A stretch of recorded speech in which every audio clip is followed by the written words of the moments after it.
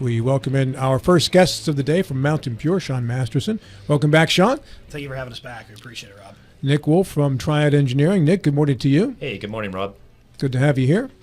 Have you done any radio appearances before, TV appearances? Back in my college days and high school, and that's about it. Nothing recent, though. Turns out that you went to the same school around the same time as one of the guys I coach with. Yeah, that's pretty interesting. Yeah, I went to Juniata College, and I graduated in about 2003. And everybody who sees Juniata spelled out for the first time pronounces it how? Juanita, which is exactly wrong.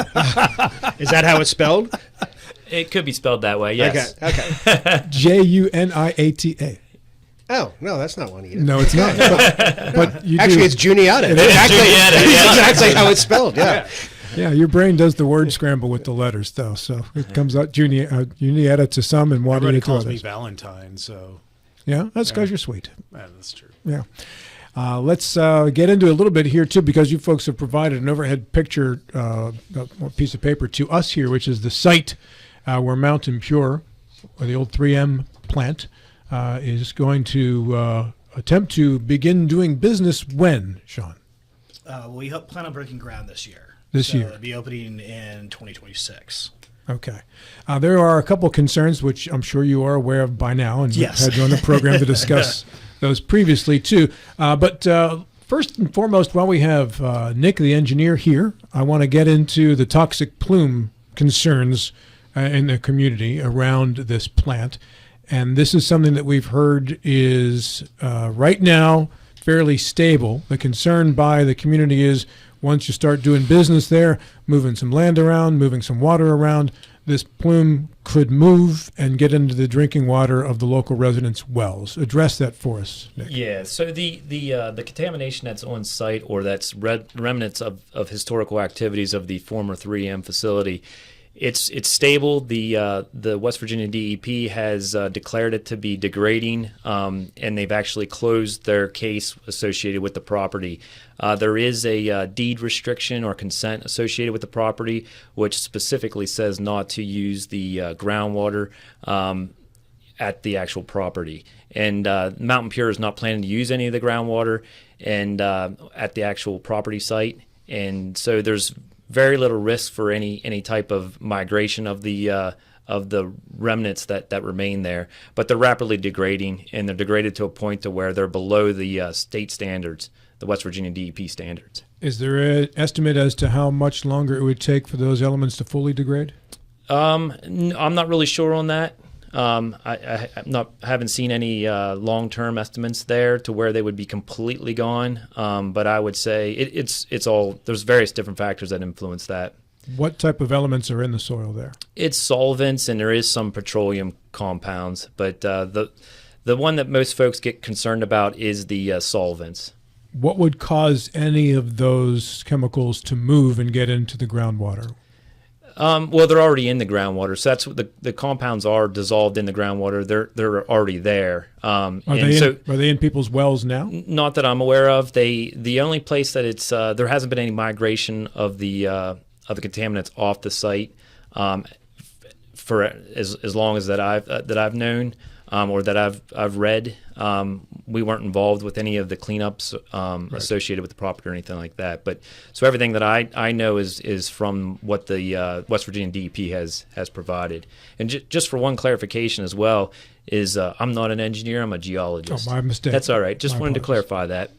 And Rob, one point, just clarification, as Nick mentioned, the land use restrictions. So there's certain things that we cannot do on that property. You can't have a daycare center, you can't have residential homes, you can't have a nursing home. Mm-hmm. So DEP went through their analysis and closed out, let's say the outstanding case, the remediation of that property, and this is one of the approved uses, which is basically a light industrial facility. So all that was taken into consideration. And to be clear, you're not building over the plume or on any of the toxic soil, correct? So we're around the existing 3M structure. We are not taking that down. We are not pulling up soil from there. We're building around that. We're actually building behind it. If you're staring at the property, and it may not be the correct terminology, but to the right of it. Is there anything that you could be doing during the construction process that would cause any of these chemicals that are breaking down to move, migrate, or otherwise work their way downstream into people's wells? Well, during construction, we take that all into consideration, and there'll be monitors in place to make sure that there isn't any type of impact, and that's common in any type of brownfield scenario where you're doing construction. So we'll be taking appropriate measures to mitigate any type of impact and monitoring for anything that would come up. We do take in consideration when you're doing construction things that where there is, and this is normal, take this facility out, if there's gas or other things that you have to have methane barriers or ventilation that comes in, there's certain areas that you would want to pave over and be a parking lot versus other areas that you'd want the structure, and employees going through that property. So all that gets taken into consideration during the construction of a project of this size and scope. While you're doing your construction, who is in charge of the monitoring and who monitors the monitoring? So we'll have our construction team in place, and we haven't yet to select a general contractor, but that's something that comes into play during that process. The same as like the aerial that you have in front of you, and we provided that in relation to the concern that people have regarding traffic and trucks coming down. And we'll definitely get into that too. Yes, but the only reason I bring that up is with the pipeline that's going to go through that town, the question comes into vibration and any potential impact to structures. And so you monitor that. The construction company will be monitoring for any type of vibration or impact, and you use certain types of equipment to offset or reduce any type of potential impact during that process. So there'll be different measures taken into place, and I can get you more specifics over time. John, you are a safety engineer. I'd let you have and a hazardous waste too. guy. Yeah. The word plume typically implies, if you kind of imagine it, it's, if you're looking down, it's a roughly triangular shaped flow of, in the case of hazardous chemicals, from an initiation spot. So this plume that we're talking about there, was it a dumping ground originally? Is that how it began? That I don't know offhand. Consumer Liabilities Partners was the two owners prior. They entered into the voluntary remediation plan with West Virginia DEP, and they went through the remediation process with the state. And so that work was done back then prior to us, and so two owners prior.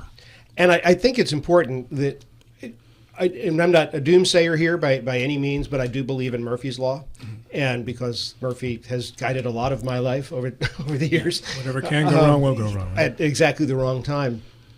So nobody has been able to say on this show, I mean, you talk about Nick mentioned that the chemicals are degrading and they've gone to below the state standards.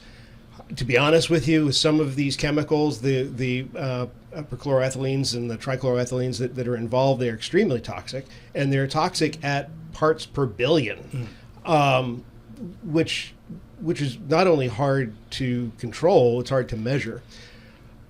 Has anybody dug a hole and figured out what exactly how is there? Or are we kind of guessing? Are we doing a math problem that this has been here for this long, and at this degradation rate, then this is what we must have left?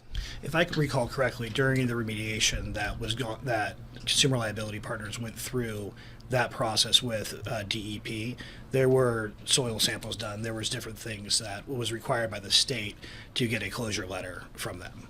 But there's nothing that's been done on behalf of Sidewinder since our ownership. We've done geotech and done some different things, but not along those lines. Because historically, we've all heard of Love Canal. That was sort of the beginning of hazardous waste regulations in the 70s. Hooker Chemical had left a hazardous waste burial ground landfill that met all of the technical requirements, and they deeded it for $1 to the town of Love Canal. And the one requirement was, don't ever build anything here. Don't ever do anything to this site. And of course, the town built a school there. And when they did it, they cracked the cap, and the disaster of Love Canal happened. So this sort of the beginning. This is always in the back of my mind when we have situations like this. And what I hear that is a concern, not a criticism necessarily, but a concern, is there's sort of a cavalierness about this plume, which plume to me by definition means something that is moving. To say that it's stable means I guess it has stopped moving, but it's just this amorphous thing that nobody can identify what is there, how much is there, or if they can, they haven't been able to articulate it here. I find this very concerning. There should be a question there somewhere. And listen, we understand the concern. I appreciate the question. I think from our standpoint is, in any development that you do, there's always something underneath. As soon as you put a shovel in the ground, there's something there, whatever that may be. Now it's different in different areas, and this is a very unique situation given the historical nature of the site. I think from our standpoint is we go through the construction. It basically applies to almost any brownfield anywhere. You brought up a very good point. There was restrictions in place not to build anything, and they did. They built a school, they pierced the cap, and then everything else that could have gone bad went bad back to Murphy's Law. Right. From our standpoint, if we were going for a zone change and wanting to do residential and wanting to do other types of uses that are clearly restricted on this site, then that is opening up Pandora's box to a big problem. And we would never do that, and that this project wouldn't be of interest to us if there was a significant risk. And all we can do is go through the monitoring process, take into consideration where we know issues are on that site, hot areas, and avoid going into those areas. And that's where you don't put the structures. That's where you'd pave over and vent certain areas. Which brings up, how close is the nearest margin of the known plume site to where you're going to be doing your construction? I'd have to get that information from IFS. I don't know that offhand. Is it on the order of 10 or 12 feet, or is it like a half mile, or do we just not know? It's not a half mile. I mean, it's 577 acres, but Okay. but in terms of specific, I can get that for you. Okay. I just don't know it offhand. I don't want to give you something Sure, that's I get that. incorrect because it'll come right back at me for being wrong. Mr. Valente. Yeah. So you mentioned that you're not allowed to pull groundwater. So where are you going to get the water from? The water is coming from adjacent to Lake Louise. So Lake Louise, it's not on Lake Louise. The wells are, and Nick can talk about how far off they are. The water will go from the wells that we have drilled. So we have a production well, and then we have a well. So this is one of the sort of misnomers that I'm now hearing more frequently. Is now that we have 3 wells, and now we're doing 7.9 million gallons a day. That's all. Well A is not in production. Well A is abandoned.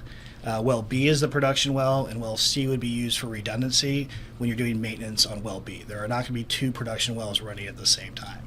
It would go from there up Russell Lane, and from there it goes via an agreement we have with CTUB that will go down the front door to our site to a storage tanks and a water treatment facility. We're paying for all the operating costs associated with the water line. We're paying for the construction of the water line. We're going to be installing, back to safety, we're going to be installing fire hydrants along the way, which will be fire safety for the area that currently doesn't have any. We're going to be building a water treatment facility at our cost, no one else's, and we'll be handing that over to Charleston Utility Board if and when they decide to, Charlestown Utility Board, if and when they decide to provide service to that community. And the other thing is, I know some people voice some concern because both Berkeley and Jefferson County are growth counties. We've got a ton of building going on in both counties. The strain on the local water system, the aquifer, to be able to sustain both this business and the local needs of water. Can you address some of that? Yeah, I think for us, and Nick, maybe if you want to talk about the tests that we did and how we came up, and we are permitted for 1,000 gallons per minute through the state, which comes out to 1.44 million gallons a day. The number has been thrown around as the headline number is 1.728 million, and Nick can give you a little background about that. But one thing I brought this up in the last time we were here, is if our business plan was to come in, build a facility, take a resource that we're technically a steward for to make sure that this is properly utilized and negatively impact farmers, local businesses. This is the worst business plan in the history of man. Sure. That only leads in bad things for everyone.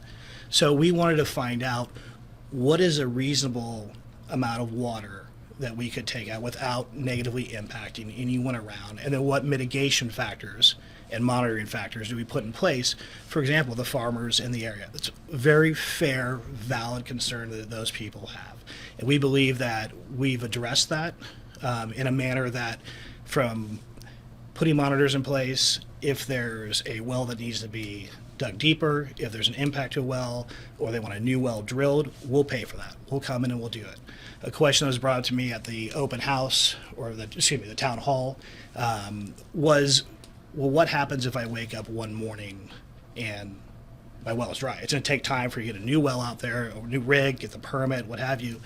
You know, part of this is, it's not about just bottled water. It's really containerized water and packaged water. Mm-hmm. So large containers will be put in place, containerized vehicles that can not only be used for rapid and immediate deployment from our site to any area that's impacted, so they're not down or negatively impacted while we drill a new well or fix the well that was disrupted by something we've caused. And we're going to have a $1 million fund in place prior to operation that'll offset all the costs, and we're going to be paying for all of this. Let's talk about the roads now, Sure. Sean. And this is a facility that once accommodated semis from 3M. The road conditions now, are they suitable for bringing trucks in now, or are you going to have to redo the road? So there'll be there's a mitigation factor that the state is going to be doing now, a roundabout up off of 51 right there. Gray Street, that's one of the common things going through Old Town Middleway. A concern that comes out from people is, are the historical nature, are they going to be impacted? They can't. The roads can't sustain the trucks or the traffic. And the photo we brought today is from 1974. It's an aerial, and you'll see we actually counted them. There's 150 cars that are in that parking lot, and this is during one shift. And there are trucks there. So the state of West Virginia came back to us when we were originally looking through how do we access this site and how do we move employee traffic and truck traffic around. And they said, the roads have always handled trucks and cars. They can continue to handle trucks and cars, and this is the route that you're going. And we administered a third-party traffic study, and that's what the state came back and said. Now, what's been done since the 70s on that road, I don't know offhand. We were talking about that earlier.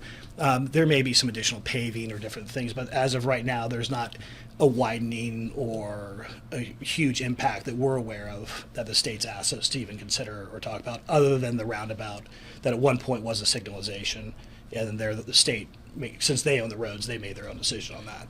The Middleway folks that we've spoken with are concerned that truck traffic through their town is going to alter their town. It's going to change the way they lead their lives in Middleway. Is there any way to mitigate that? Is there another bypass of some sort that can be explored? So that's a very good question. I mean, that's actually come up in the past, is why don't you use an industrial access road? Why don't you go a different direction? Well, that requires eminent domain or another landowner to offer up their land that provides us an access road through their property. And that is something we initially looked at as a possibility. Mm-hmm. The state is the one who came back and redirected us back to the roads. We also haven't had any of the local landowners offer up their land and say, come this way through my farm that's been in, 3 or 4 generations and is a working farm, and we want you to put traffic through our backyard. So there's the idea of there's other ways to do it, but it's more complicated. Mm-hmm. The other way we were told or came up is, why don't you just bridge over Pekin and go through Berkeley County?